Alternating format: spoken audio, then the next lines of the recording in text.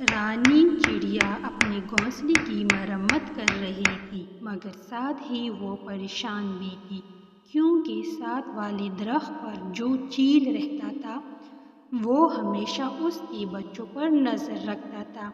جب بھی ببلی گھر سے باہر جاتی، چیل اسے کہتا، بیٹا ادھر آؤ، میرے گھر میں چاکلیٹ ہے، میں تمہیں چاکلیٹ دوں گا۔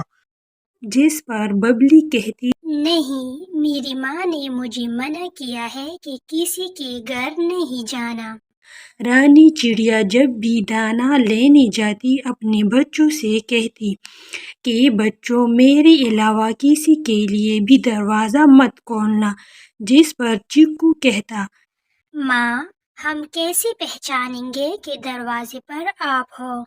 جس پر رانی کہتی کہ جب میں کہوں گی کہ دروازہ کھولو بچوں، ماں ہے آئی، ارے جلدی کھولو کانا مزیدار ہے لائی، تب تم لوگوں نے دروازہ کھولنا ہے۔ جس پر چیکو کہتا، ٹھیک ہے ماں، آپ فکر نہ کریں، میں اپنی بہنوں کا خیال رکھوں گا۔ پھر رانی چڑیا دانا ڈھونڈنے چلی جاتی ہے، اتنے میں چیل آ کر دروازہ بجاتا ہے، جس پر ببلی کہتی ہے، لگتا ہے کہ ماں آئی ہے، مگر ماں اتنی جلدی کیسے آ سکتی ہے؟ پھر چیکو دروازے کے پاس جاتا ہے اور پوچھتا ہے کہ کون ہے، جس پر چیل کہتا ہے، بیٹا دروازہ کھولو، میں تمہاری ماں ہوں۔ جس پر چیکو کہتا ہے، ماں نے کہا تھا کہ وہ ایک گانا گائے گی، اگر آپ ہماری ماں ہو تو وہ گانا گاؤ۔ چیکو کی بات سن کر چیل کو سمجھ نہیں آتا کہ وہ کیا کرے، اور وہ اپنے گھونسلے کی طرف چلا جاتا ہے۔ پھر جب رانی آتی ہے اور گھر کے باہر کھڑی ہو کر گانا گاتی ہے تو چیل گھر کے پیچھے چھپ کر وہ گانا سن لیتا ہے۔ پھر رانی گھر کے اندر چلی جاتی ہے۔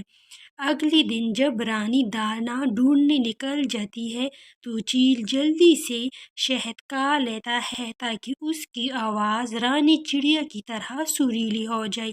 پھر چیل دروازہ بجاتا ہے، اور جب چیکو پوچھتا ہے کہ کون ہے تو چیل کہتا ہے کہ دروازہ کھولو بچوں، ماں ہے آئی، ارے جلدی کھولو کانا مزیدار ہے لائی، جسے سن کر چیکو کہتا ہے، ارے یہ تو ماں کی آواز ہے، لگتا ہے کہ ماں کچھ بھول گئی ہے اس لیے واپس آئی ہے۔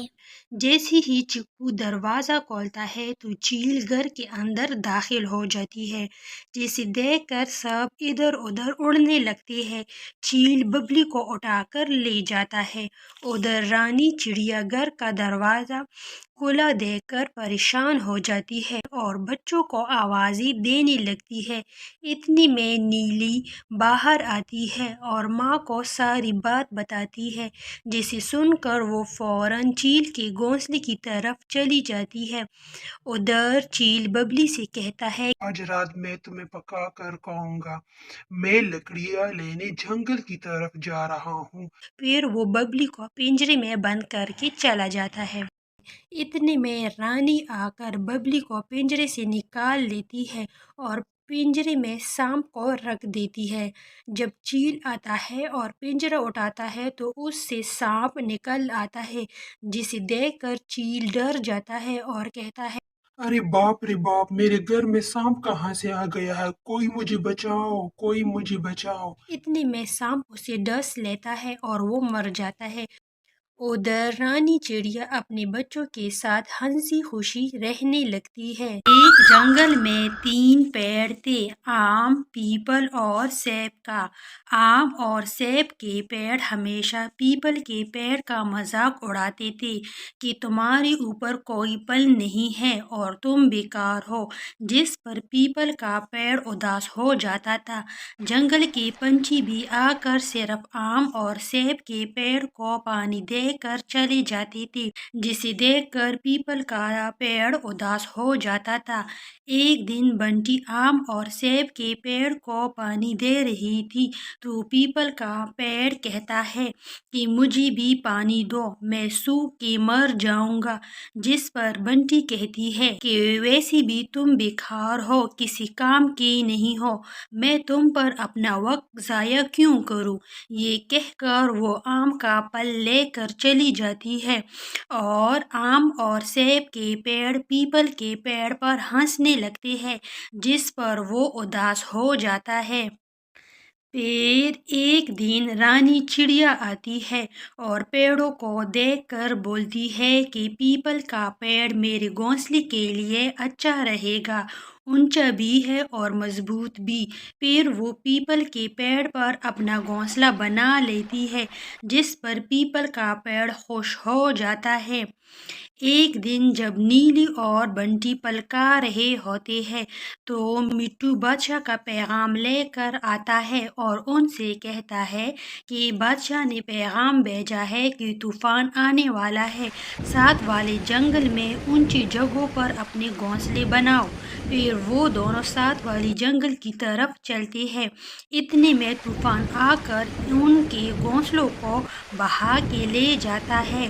ساتھ والے جنگل میں پہنچ کر بنٹی پیپل کے پیڑ سے کہتی ہے کہ کیا میں آپ کے شاخوں پر اپنا گھونسلہ بنا سکتی ہوں، طوفان آنے والا ہے، جس پر پیپل کا پیڑ کہتا ہے کہ نہیں، میں بیکار ہوں اور کسی کام کا نہیں ہوں، تم آم اور سیب کے پیڑ پر اپنا گھونسلہ بناؤ۔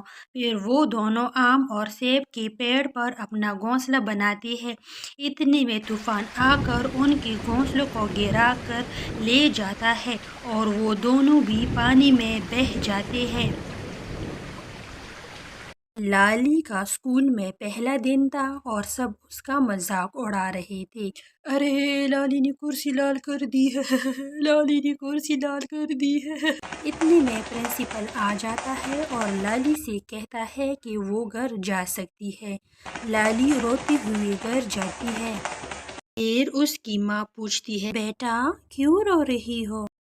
ماں، میں کل سے اسکول نہیں جاؤں گی، وہاں سب میرا مذاق اڑا رہے تھے۔ پر بیٹا کیوں؟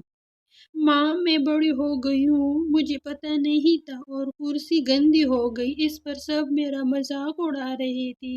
پھر اس کی ماں اسے ضرورت کا سامان دیتی ہے کہ اسے استعمال کرو۔ لالی سارا دن گھونسلے میں اداس بیٹھی ہوتی ہے۔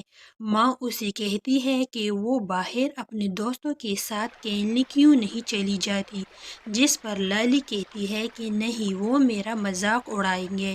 پھر اس کی ماں کہتی ہے کہ بیٹا، پیریڈز آنا شرمندگی کی بات نہیں، یہ تو عورت ہونے کا ثبوت ہے کہ وہ شریر سے ٹھیک ہے اور شادی کے بعد اس کے بچے پیدا ہو سکتے ہیں۔ جن کے پیریڈز نہیں آتے انہیں پھر ڈاکٹر سے علاج کروانا پڑتا ہے۔